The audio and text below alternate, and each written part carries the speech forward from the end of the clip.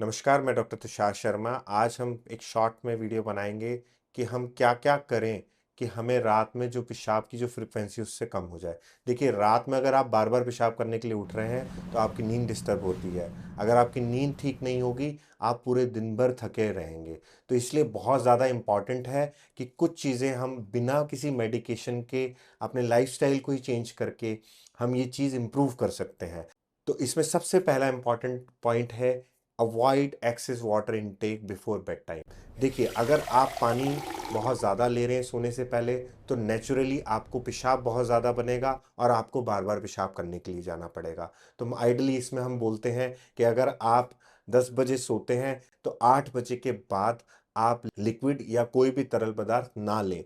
बहुत से लोगों की आदत होती है कि रात में या तो मिल्क लेते हैं या फिर अपने पास में ही एक पानी की बोतल लेकर सोते हैं। तो होता क्या है, जब आप पेशाब करने जाते हैं फिर आप पानी पीते हैं, तो इससे होता क्या है, आप बार बार उठेंगे और बार बार पेशाब करने जाएंगे। तो ये बिल्कुल गलत है। आपको ये चीज़ बहुत जल्दी चेंज कर लेनी चाहिए।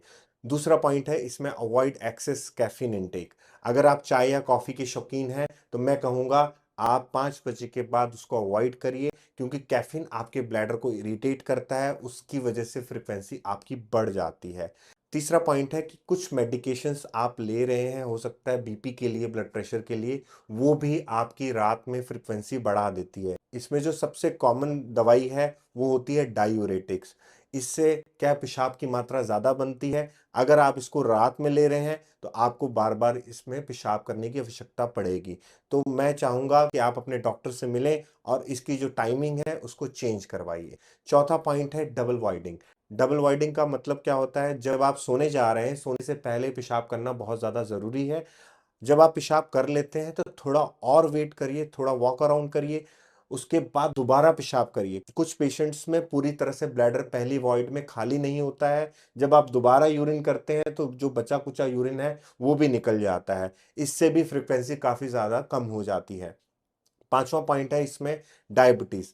अगर आप शुगर के पेशेंट्स हैं, तो मेरा एक ही मैसेज रहेगा, आप अपनी ब्लड शुगर कंट्रोल रखिए। अगर आपकी शुगर बहुत ज़्यादा होगी, तो नेचुरली आपको बार-बार पेशाब जाने की आवश्यकता पड़ेगी। छठा इसमें पॉइंट है कि अगर कुछ पेशेंट्स हैं जो कार्डियक पेशेंट्स हैं, जो हार्ट के मरीज हैं, उनको पैरों में स्वेलिंग है, तो वो स्टॉकिंग का यूज़ करें। स्टॉकिंग एक टाइट बैंडेजेस होती हैं, जिससे क्या उसकी स्वेलिंग कम रहती है। अगर स्वेलिंग बहुत ज़्यादा होगी दिन भर में, जब आप सोने जाएंगे, तो वही फ्लूइड आपके हार्ट में जाता है। हार्ट वही फ्लूइड एक्सेस में किडनी की तरफ भेजेगा और यूरिन प्रोडक्शन ज़्यादा होगा और आपको बार बार यूरिन करने की आवश्यकता पड़ेगी। आखिरी पॉइंट है कीगल एक्सरसाइज। कीगल एक्सरसाइज बहुत इंपॉर्टेंट हो जाती है ओवर एक्टिव ब्लैडर के पेशेंट्स में, जिनमें अर्जेंसी का इशू होता है कि यूरिन आया तो भाग के जाना पड़ रहा है। इसमें होता क्या है कि आप अपनी पेल्विक मसल्स को स्ट्रेंथन कर देते हैं। स्ट्रेंथन होने की वजह से आप अपना यूरिन होल्ड कर पाते हैं। उसकी वजह से आपकी फ्रीक्वेंसी कम हो जाती है। तो अगर आप और भी मेंस हेल्थ से रिलेटेड इंटरेस्टेड टॉपिक के बारे में जानना चाहते हैं, तो हमसे जुड़े रहिए और हमें फॉलो करिए।